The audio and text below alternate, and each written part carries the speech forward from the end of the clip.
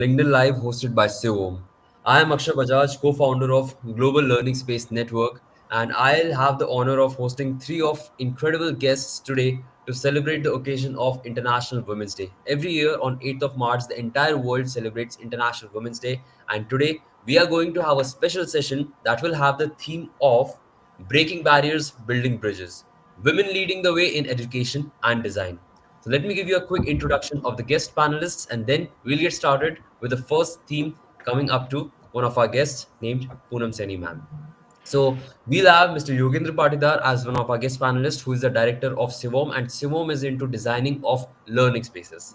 Then we'll have Miss Alpa Jain. She is an assistant professor as well as the program coordinator at School of Design, MIT ID, Avantika University. Welcome to this session, Alpa ma'am. It's such an honor to Thank have you you. so much. Thank you so much. Now we have Ms. Poonam Saini, who is the executive and academic director at EdTalk Consulting. It's such an extremely pleasureful experience to have you here. Welcome to the session, Poonam ma'am. Thank you, Akshay. And I wish all the women a very happy Women's Day. Not just today. I think it must be a celebration for every day, because we women have come a long way. So here, as an educationist in the field of education for the past 36 years, number of things came across, number of challenges, and was quite a bit of luck I had that I could utilize all my opportunities.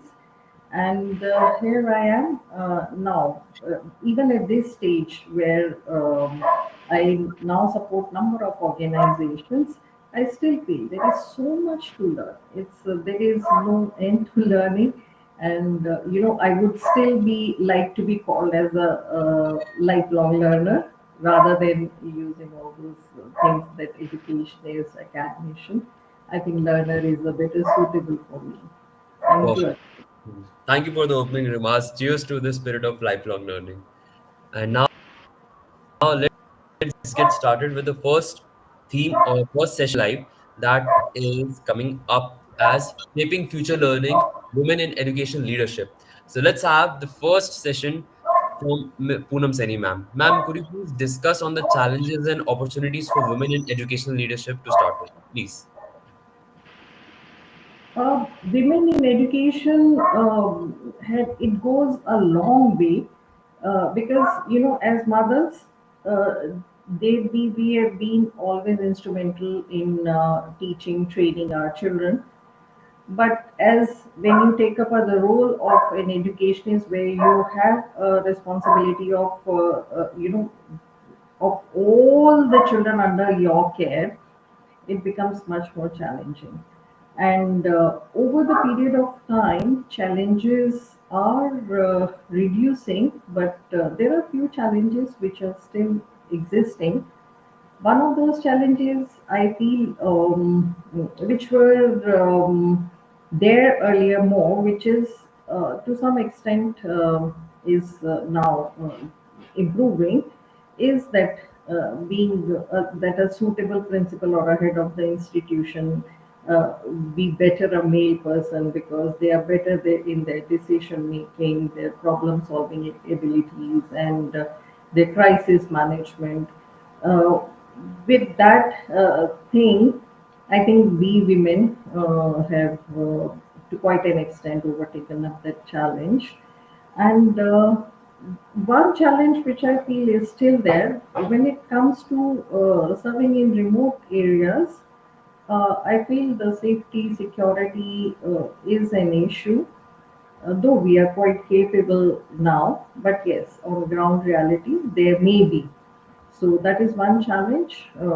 Need to be provided more safety, security to overcome this.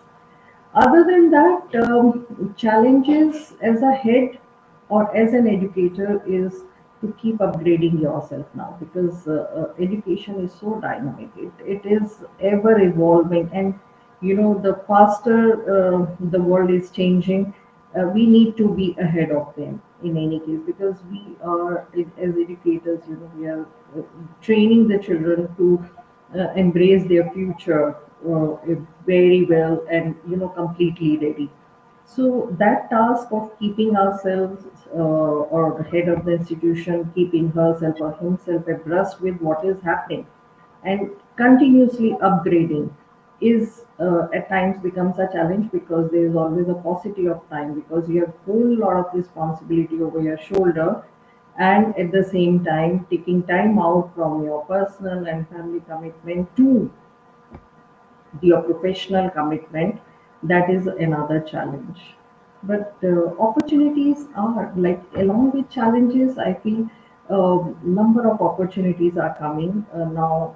The in family also they understand if somebody is holding, as a woman I am talking about, that if I'm holding that position, that my obviously much more time will be utilized in my professional commitment, so they all support. That is an opportunity, or I would say a big strength.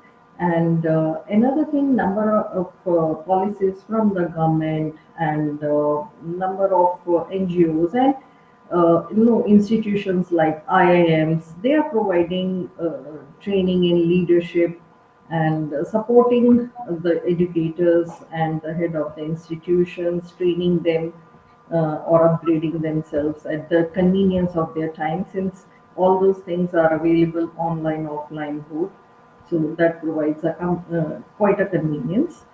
Opportunity for head of the institution also lies in the fact that now with the we since we train our children to be global citizens, so we are also getting global. So a lot of online facilities are available. There are organizations who facilitate our interaction with schools abroad, so that cross cultural interactions, learnings, that has become a big opportunity. For example, if we had to, as a project or something, if we had to take up some topic where we know, let's say what the particular country is doing in sustainability of environment, versus ours, that is the latest topic. Or if we talk about the earlier one when the technology was not that advanced, or if we wanted to know how the people live there, how they understand the climate change and how they survive. So we had to depend upon either physically moving there, taking children there. But with this technology, which I see as an opportunity, of course, a threat, we can talk it, at the later time. But if we are being the right role models and using technology in a way it should have been used, and ensuring that making our children aware to use it rightfully.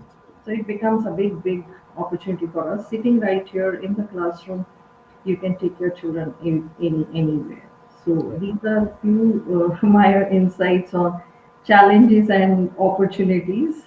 Yes, we are growing. Your point of like cross-cultural exchange programs for educators and head of schools is quite interesting. So that will of course play a major role in how we are comparing with others and how we can also learn from others. And just to interject in between, I'll take just a minute. Welcome to the session, Yogi sir. Yogi sir is the director of CIVOM. Okay, so I'll I'll take up the next question for Poonam ma'am. Ma'am, Yes. going forward, could you please share some innovative pedagogical approaches and the future of education? Right. See, education is living and evolving journey, right? And it transforms with the as the society progresses, and keeping pace with the how the society is transforming. It is very important to keep our children or to keep our students inspired for learning. I think that should be always the main aim of any educator, that the children must be inspired. And in this age, it is not simply one passive teaching with chalk and board is just not is enough and going to bring results. So in that case, there is a need of coming out of innovative pedagogical approaches, which quite a few schools have already taken it a big way, and rest they must. It is the need of the hour. Otherwise, as educator will not be doing job or well. So, innovative pedagogical approaches, if I talk about, I put them into the categories of, first of all, the student centered, and then real life experience, and then coming from collaborative and social learning and technological integration. So when I talk about student center, now here in India, it is since we have bigger number of children in a classroom. So when I talk about student center, it is uh, reaching out to every student, depending upon his abilities, capabilities, and sharpening his skills and all skills, life skills, academic skills, and preparing him for future, which practically on ground is very difficult if you have more number of children. It is very much possible if you have a very limited number of children.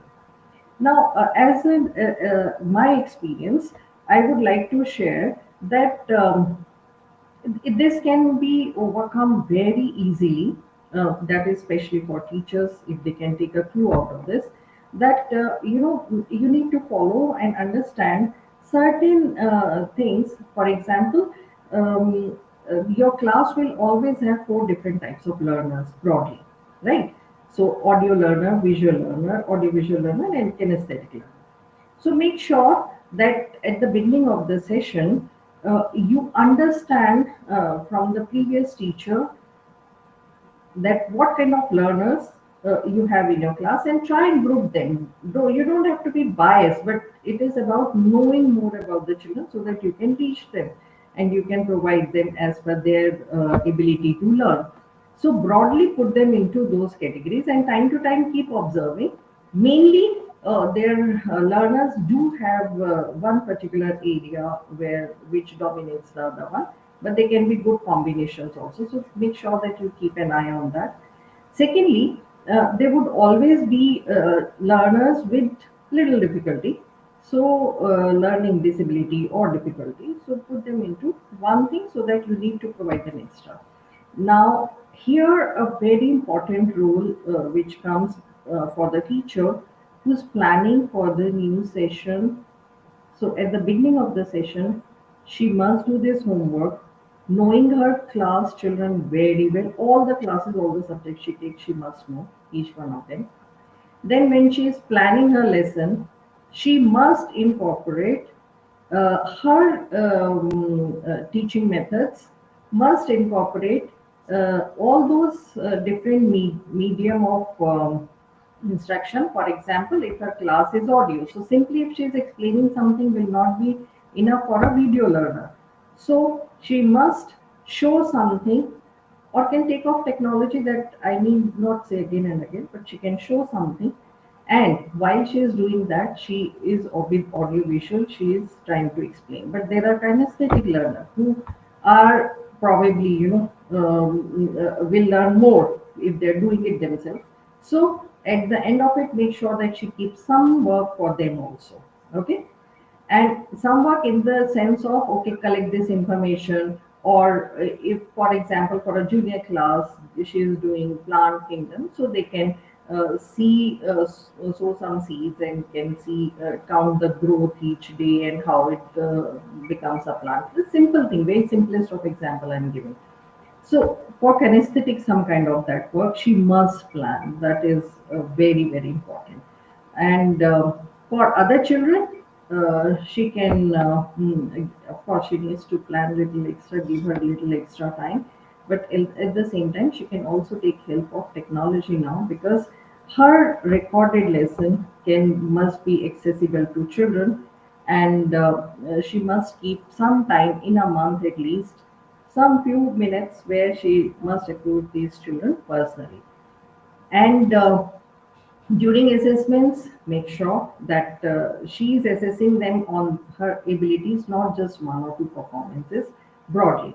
Okay, for her own records, for because her aim is not only to bring the result, but her aim is to make sure that her students are learning. Result will definitely follow. So that is in very journal is student centric approach, understanding her children, their need, and then planning her strategy, teaching different teaching use of different teaching methodologies. When I come to collaborative and social learning, so there can be a peer learning in the classroom. For example, one set of bright children who have understood the concept very well. So some kind of work can be given where the class can be divided into the groups, and then she takes on. I mean, those peers can actually help their counterparts in the or class fellows in the classroom, and they can be within this collaborative and social learning. We talk about project based learning, inquiry based learning. Now when start at the beginning of the year, when we decide that which particular topic is suitable for project based learning, where the child will be involved in collaborative learning and in social learning, because they need to collect number of things to complete the project. So since I'm not going detail of each of the pedagogical method, this approach, but those things do now must be involved in their teaching. So for bringing in this particular aspect in the child, she must ensure that few topics are kept for project based learning, which is a very different from just giving a project. Project-based learning is a very, very wide topic which she needs to understand and to execute very nicely. Then comes her real-time experience when we talk about experiential learning. I just before that I just conclude of collaborative with inquiry-based as well. Now, each one of these pedagogies are have a way how we follow the procedure and how we plan and what should be the learning outcome. If we are three on these, if we are clear with these three steps, we can bring wonderful results. And then we come to the experiential learning, which becomes real time experiences. Now, this experiential learning has been going on for quite some time, but the what has been going now, and this we are now actually planning it consciously in our lesson plan. Now, experiential learning, what we feel as educators, and this is what been even the psychologists they claim that maximum learning for a child happens from the environment. Okay, that is how schools these days provide learning spaces, and everything about their classroom is learning. So there, I have seen CIVOM's work, and I would compliment Yogi for that. That they have come up with those classrooms where the environment itself become a huge learning, and that is the requirement need of the hour that supports the teachers aim of ensuring that child whatever learning outcomes have been planned for the her class for her children, they help her in that. Oh, So those becomes the real time experiences. right. So experiential learning actually is a I think brings lot of result because it is there with you. It goes into your long term memory. It is like something you are coming across every day, and that you never forget.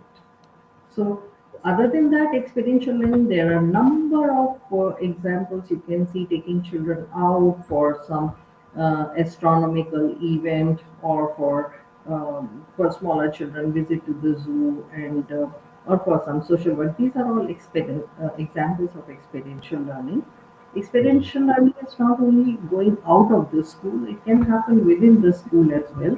Now, I'll just give you a very small example. When we talk about teaching children, let's say the trigonometry, so you can take children out, and there's a tree, it forms a shadow. So, what kind of angle, what kind of your trigonometry, a number of concepts can be explained with that.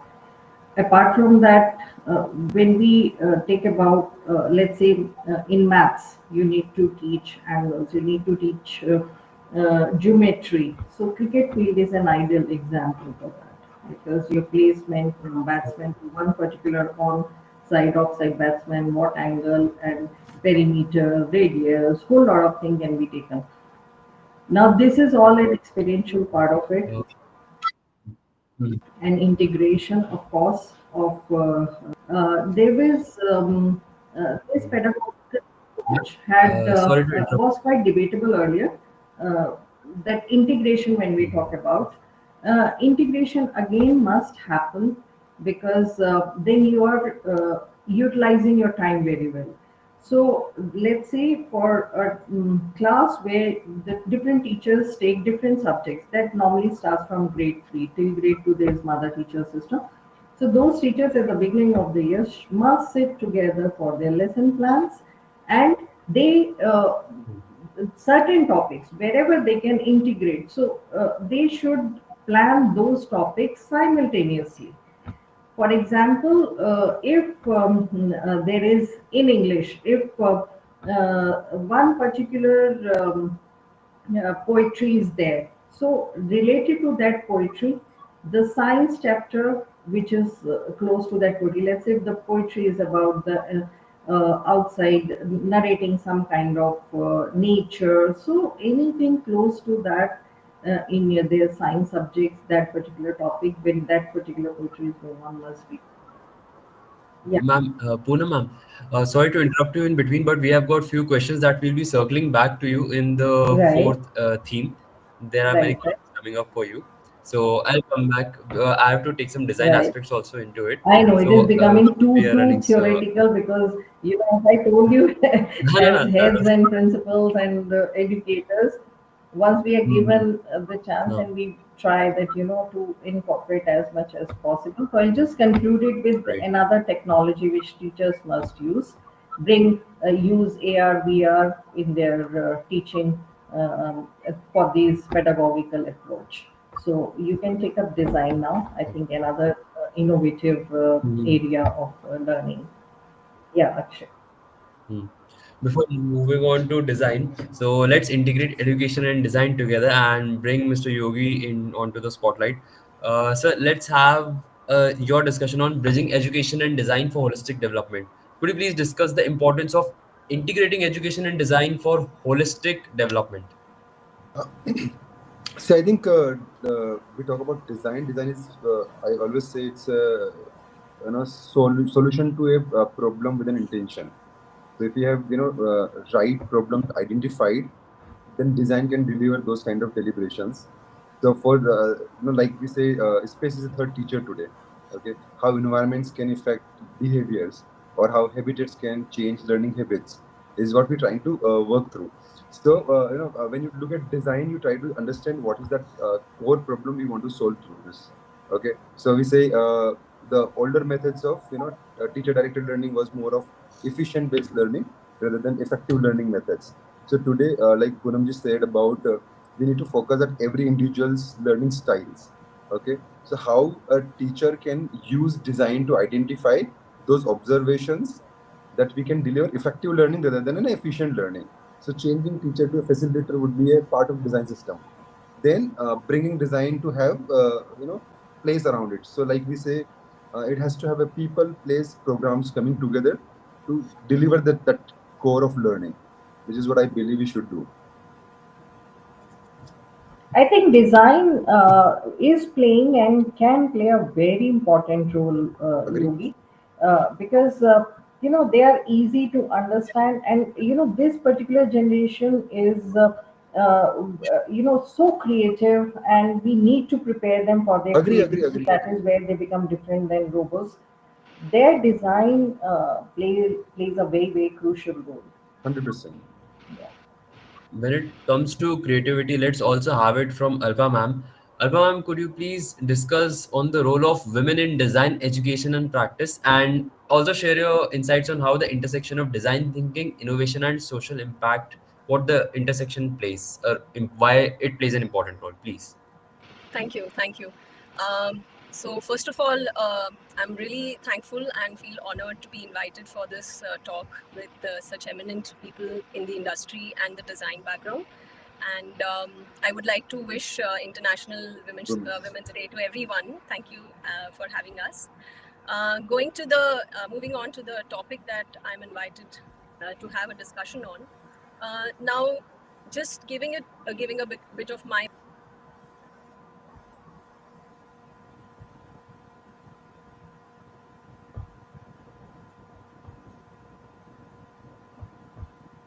Okay, so I think there were some technical glitches. So we'll invite Alpa ma'am as soon as she comes back. In between, Yogi sir, could you please continue on sharing your take on how we can have how equitable spaces can enhance learning and creativity? Let's have it from Alpa first, and Yes, then yes, please, please. Alpa ma'am, if you're there, please resume.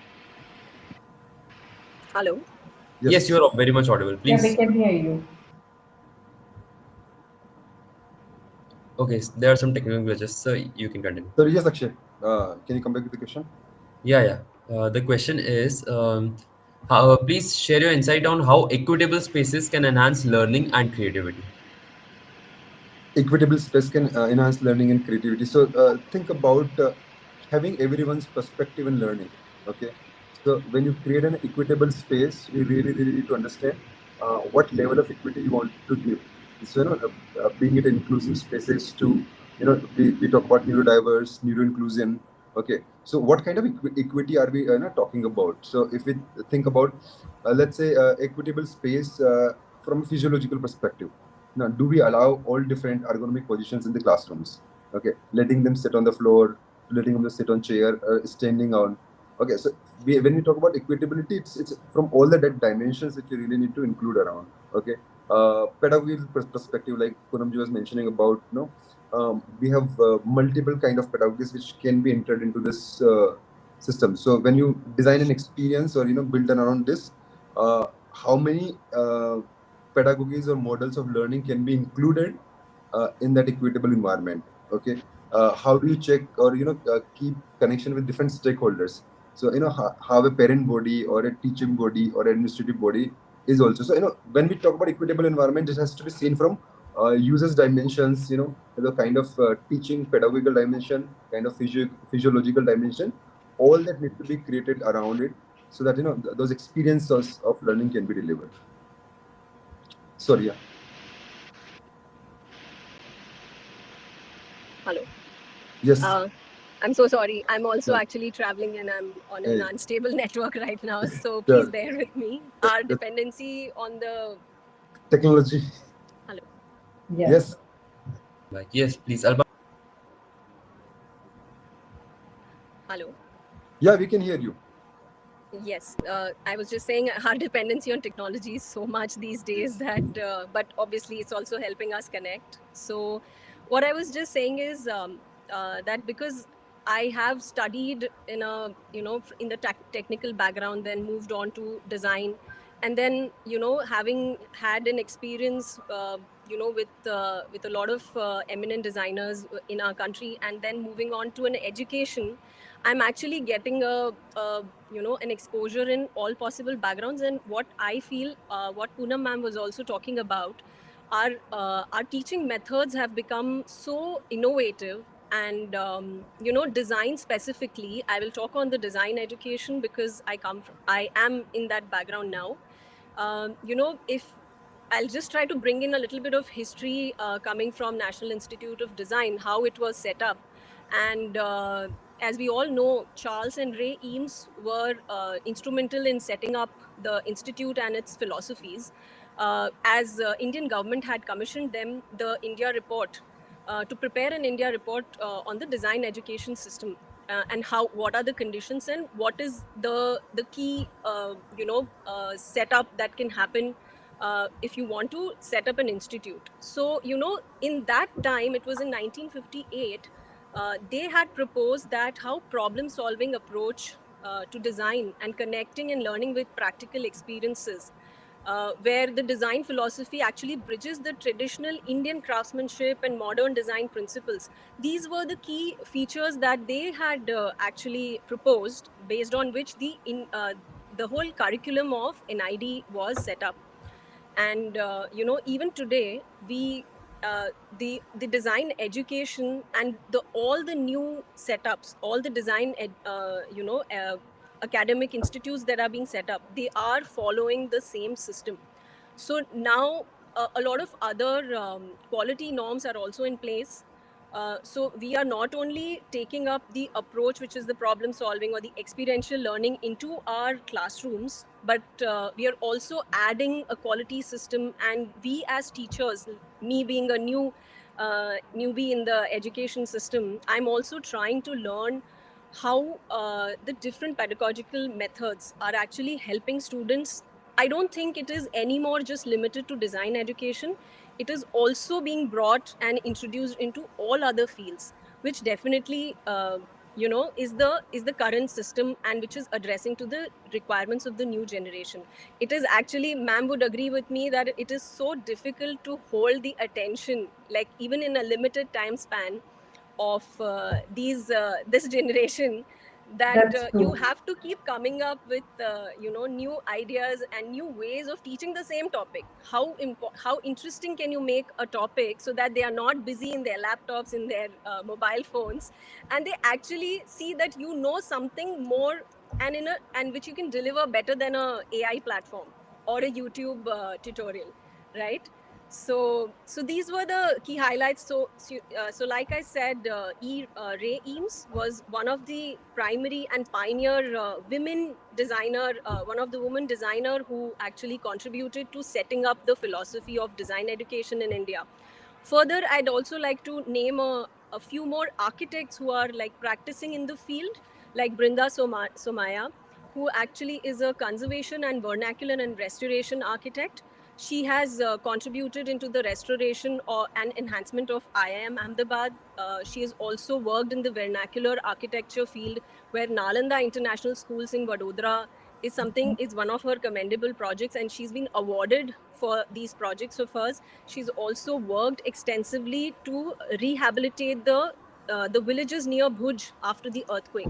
So what she did was she understood all the requirements, the vernacular requirements, and also built together this whole ecosystem, like reconstructed the whole ecosystem, knowing the needs and then engaging the local people themselves, and how to make it a sustainable environment. So that's one of her works, which is quite commendable.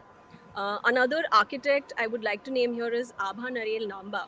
Everyone, I think, is now aware of her name. She has restored several of the UNESCO's World Heritage sites in India, which is like the Ajanta Caves, the Golconda Fort, and a lot of other Victorian buildings in Mumbai.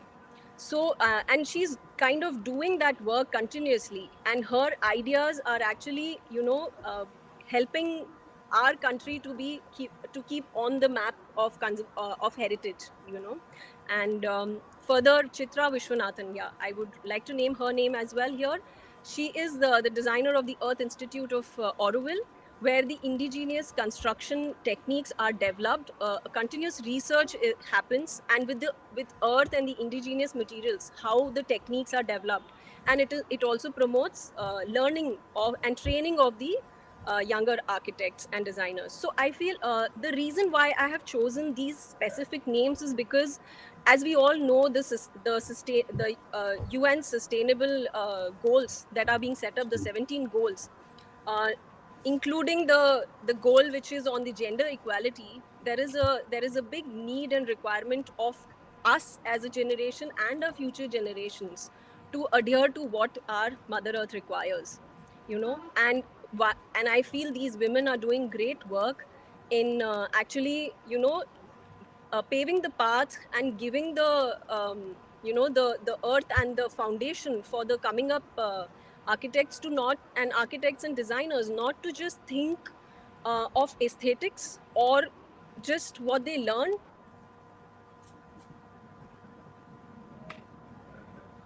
and not just leave it come up.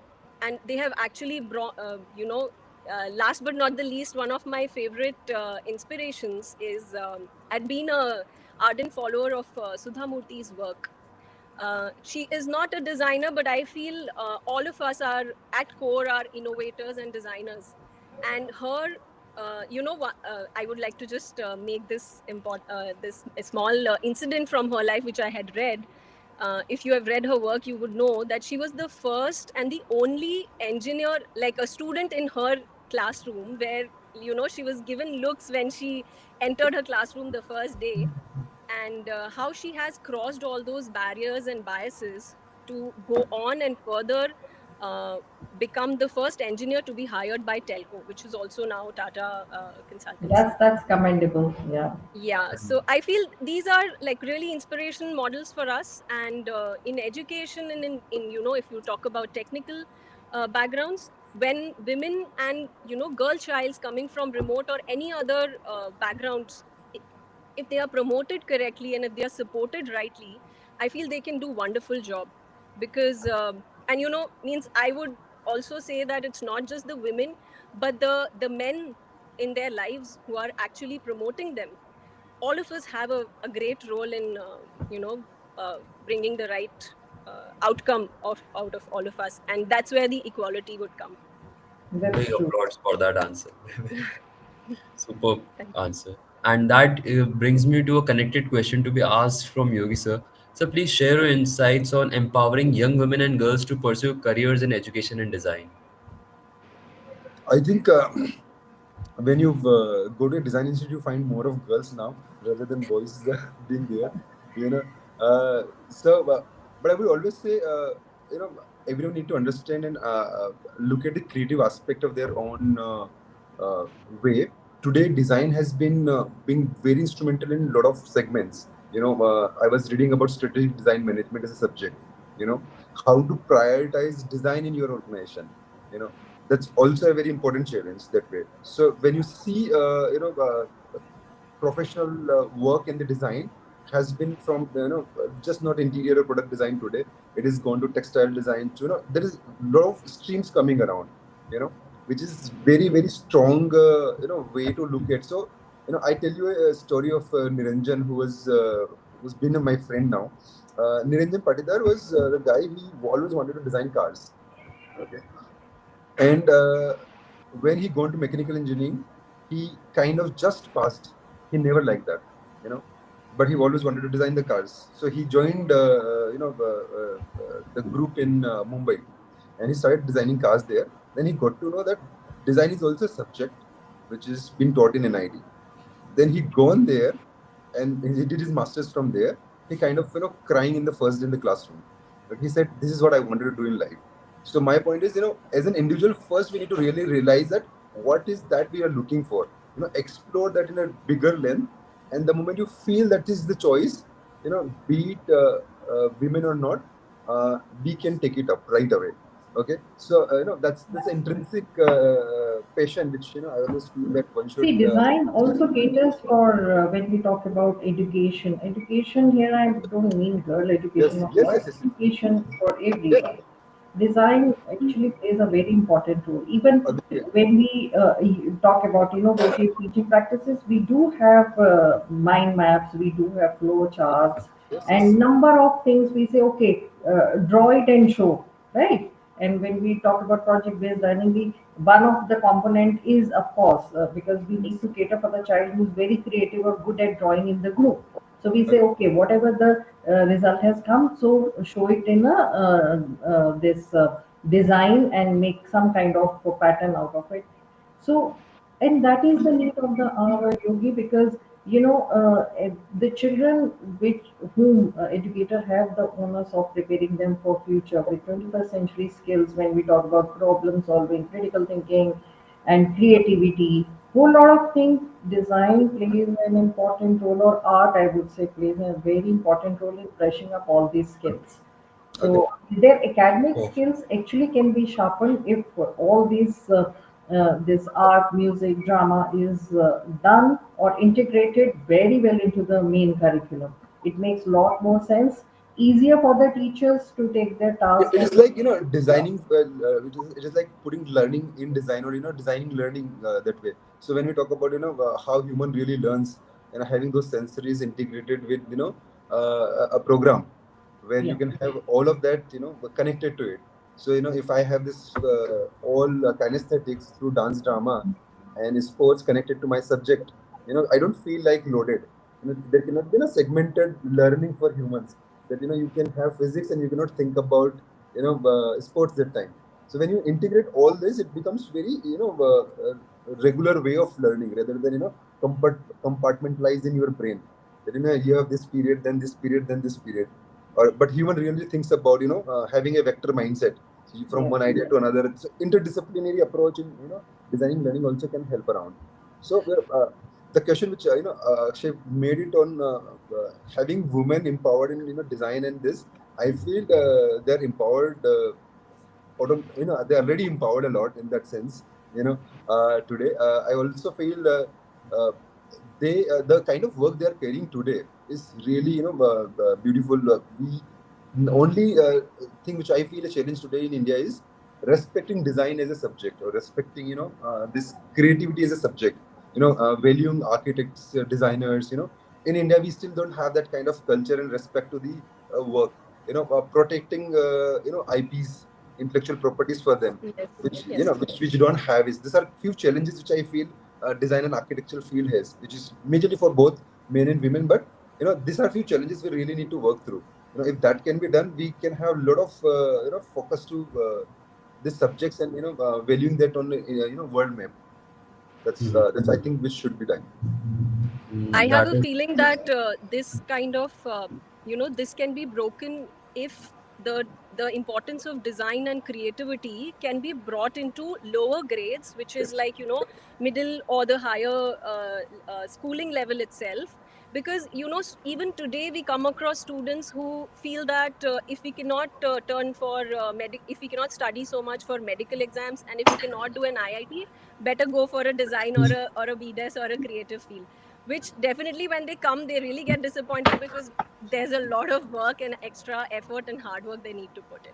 But it's been incorporated, Alpha, and with NEP new education policy, it's very much there. It has always been there, but now there's a conscious effort of integrating Yeah, art yeah. into the main curriculum and to Yes, get better which is results. which definitely started working a lot of curriculums today. The only thing is, how do we really make them respect the work of someone? When you do a small student do a special work and original work, how do you make them respect that original work? If we can help them identify this, that this is an original idea, and this is going to be respected and marketed in such a way that and that the value inside this, because it's all all these services mostly service, it's service based industries. Like even Poonamji is in part of education, so we are all connected to those services. In India, people are, I don't know, they do not like to pay for those services because they cannot see this Yes. in the tangible term. Exactly. So how to make this value of those services align, because today having something from a AI environment versus a human driven thought process, it definitely has a different kind of efforts and things. So which I feel at early age also we start putting efforts to the valuing the work of and original thinking somewhere. Okay, so that Absolutely. is And all. they Actually, I really feel enhance cognitive abilities Yes, for yes, sure. yes. I So think that is. currently how the bridge is happening is research is given a lot of importance now in the design also, and the whole process of patenting and bringing the students, making them aware of the importance of patenting and registering their designs is also promoted quite a bit now. Sorry, Akshay, over to you. No, no. You all mentioned very important point of empowering the creators and also about the IP. Now that is coming up. So the next question is again coming up to Alba ma'am. Since you also talked about Ms. Sudha Murthy, so please share your take on how we can also create equitable design spaces. So, see, the thing is that, personally, I feel when we put creatives or education or any field, when we take any of the fields, and the moment we say that, uh, you know, when I was talking about architects, so I would take inspiration when I'm working from any of the architects who've done a commendable job in their field. But the moment I feel that day needs to come when we stop categorizing between female architects or male architects or any in any any kind of field, it should never be seen as a particular gender. Why? If I am doing good work, I should be recognized for my work by my name and not by my gender, for or against. So when you talk about equitable spaces, I feel the first point that ma'am made, if we are making the spaces as feeling secure, and we make everyone feel inclusive as a part of the space, the way, like, if let's say for an educational institute, if these are open plans in workspaces, if there are open plans and they are well planned, I feel when they are right and well planned, the spaces become equitably And designed, we and should they also just make our foster. children, yeah, we should also make our children aware of their surroundings, especially when we talk about taking them out in the garden. See, the nature has given you whatever it is being created. It's like a Bible for any development of any of the child. See, you can talk about the flower, the symmetry of flower and the color and the season in which they come. For example, while training the teacher, I always tell them that, understanding your child is so important. It is like if you keep an indoor plant outside, it will die. If you keep outdoor plant inside your house, it will die. So all of us, we are very unique. And so it is very important for all of us elders, not only women, of course, the men also must understand, educators or parents, they must understand, making children sensitive, sensitizing their children about all this, and ensuring that all these things are taken for where they thrive for learning. A child, for future, see, future is very uncertain now, right? So using all these traditional method of your art, your music, your drama, is become all the more important, because the child's all skills have to be in place to conquer the future, right? So, in a way, these together, it is very important that we imbibe all this into our main curriculum and uh, actually execute it on ground, which is Agree. Yeah. So this is where I would also contribute it in terms of when I see the other 30% of or 40% of government schools and institutes yes, typically being in the hospitals, being the schools or colleges, and which is driven by government specifically. And when we talk about equitable environment in those areas, from a toilet as a facility to all other things which is needed for female safety, hygiene, right, right. that also need to be seen from that has to be taken need to be taken care. My point being that, because that's where I feel a challenge between not having a very equitable environment, at least in this 30 40% of the segments where which is not driven in that way to create it out. So I was reading a report which says there are still schools in India which doesn't have proper toilets for males and females. Okay. So point is, when we try to look at those equitable environment, that also need very strong takes to be handed up, looked into or So, focused in. Yogi sir, in this regard only, we have a final question coming up to you. Yes. That please add insights on how these equitable spaces allow for better leadership and learning. See, equitable space. Again, I would say today the time is really changing. Mindsets are changing, but only point is where the challenges are, which is controlled and driven by some other agencies. So that has to be seen, and we might have to do a policy work that we try to cater this equitability of females priority in those terms, that this need to be reserved around. Okay, so if from a biological perspective, if they need certain safety and security, that really needed to be given in the equitable environment. That should be part of our policy terms somewhere. We talk about organization health and safety programs, OSAs and all. India has beautiful documentation, but implementation is very very weak. So Yes. how to ensure those implementation of having those equitable environment from an architectural and design perspective when we are executing it. So those are the responsibilities. Those are the key challenges here. So I think that's where the focus has to be done majorly from a biological side of it, where I believe male and female has differences and which need to be protected around. Perfect. And now that all these three themes have been concluded, we have a very interesting session coming up for all three of our guest panelists. That we'll give you 2 minutes, a quick 2 minute take, and the question will be common to all of you. So we'll start with Poonam ma'am. Ma'am, you'll have 2 minutes to speak on this question.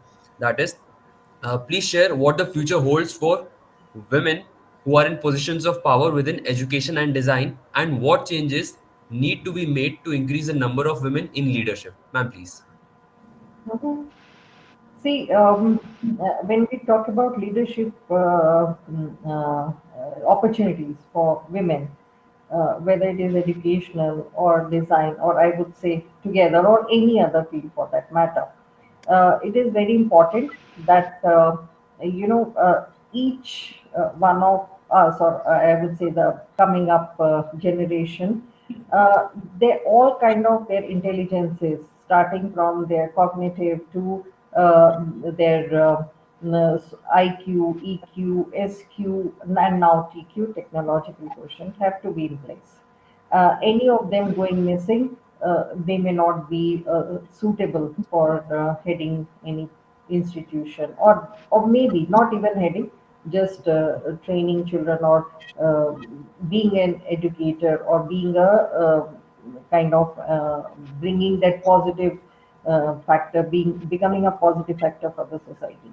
So it is important that all these kinds of intelligences are built in children, and with women, yes, of course, because one aspect where I feel they empathize, they are in a position of empathizing more. I won't say really more. They are not actually comparing them, but I think being a mother, being a so it comes slightly natural to them, this particular aspect. So this must be shared, or this must be inculcated in for the other half also.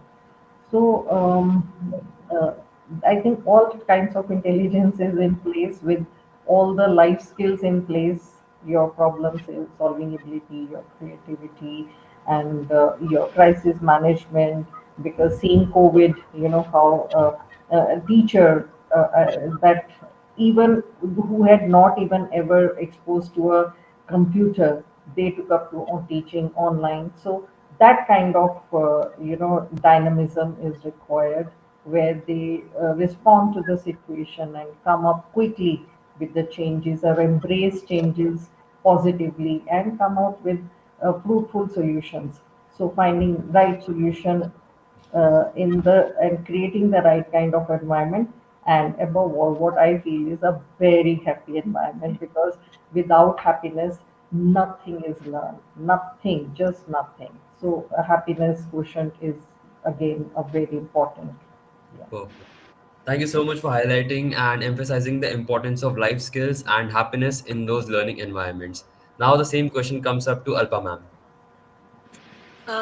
So yeah, I was when I got this topic, I was just thinking how in my circle, in in the past few years' time, I have seen that uh, my mother or my friends who are mothers, the way they juggle between things, and they are born creatives.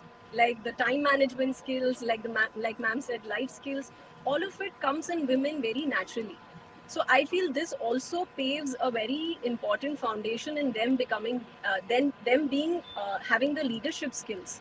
It's just that they need to give themselves enough credit for being that, and that's where we need the help of not just the fellow women in the family, but also the men who are recognizing their mothers or their wives, their sisters capabilities, and being those qualities innate in women, I feel they can do wonders.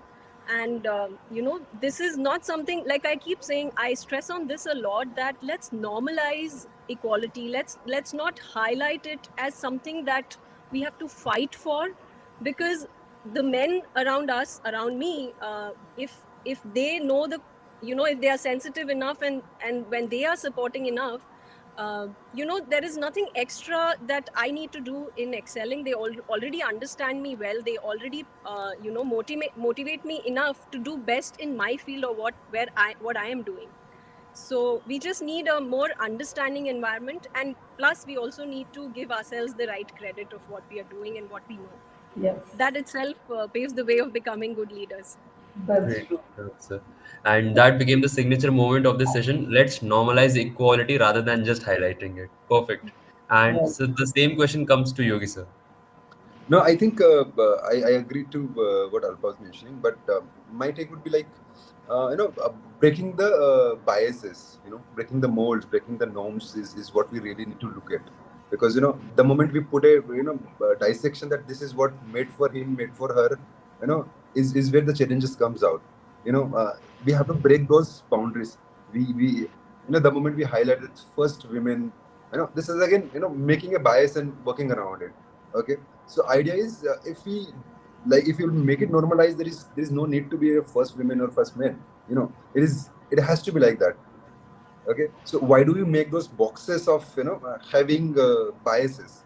So when you really talk about growth and leadership in today's world, we need to break those biases, and it's as much as responsibility of women. It's more than that to the males also, that they help them breaking those biases. Okay, and like I said, you're talking about valuing the services. This is what same happens in our homes also. Like Alpa's mentioning about, how, why do you not value the work of a homemaker? Okay, this is where we really need to see and put that into our cultural journey, or teachings, that this is a very important dedicated work effort.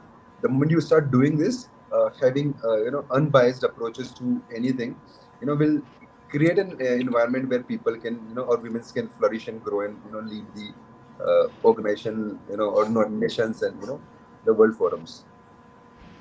So One more point I would like to add here, just to make myself very clear that why happiness is very important, because the transition is so fast, we are evolving so fast that a number of issues of mental health are coming up, and in school, children stressed out, young children getting stressed out. So this is one particular area that learning has to happen. We need to be very competitive in our academic and life skills, but at the same time we should never forget that ultimately a child has to grow up in a happy individual, who's sensitive to others, who's considerate towards others, so their mental health becomes equally important. So that particular aspect we should never lose, because in the race, or in the keeping up pace with the time, this particular thing must be taken care of by all, by family, No, by no, agree. And by at, leaders. at, at CIVOM, we say, the goal of education should not be occupation. The goal of education should be self-elevation. The That's right. moment, if it will be, And self satisfaction. And yes, that exactly. also stands the fact that when we talk about creating happy spaces, learning spaces in school, that adds to their that but taking care of their mental health as well. Agree. So yeah, the points mentioned by Poonam ma'am and Yogi sir do remind me of that scene from Three Idiots where Amir Khan says that I study because engineering is my passion, it is my love. So they show that he is very happy while studying, and his friends are studying just because of the pressure Pressure. and Parental mounted on them. pressure. Yeah. And regarding the discussion that was going on, Alpa ma'am, if you remember Miss Manushi Chelar, who became the Miss World in Yes. 2017, the final question asked to her during the final round was, which profession should receive the highest salary in the world? And then she told She said her homemaker. the importance of her own mother. So that was Yes. something that Exactly. of all the Exactly. discussions that you three were having. So superb discussion, a very fruitful discussion. It was like a treasure trove of wisdom coming from all three of our incredible guest panelists. Thank you, Poonam ma'am. Thank you, Alpa ma'am. Thank you, Yogi sir, for joining for this special occasion of celebrating International Women's Day. And to all of the people in the audiences joining us live from different parts of the world, please leave your questions and doubts in the comment section, and we will be directing it to our guest panelists who would love to answer and engage with you. So that calls for the close of this session. Thank you so much, and happy International Women's Day to all of you. Yeah. Thank you. Thank, Thank you so Thank much. you for Thank having you. us. It was thank an you. honor for Wonderful, hosting. wonderful. It was Thank wonderful you. to be here.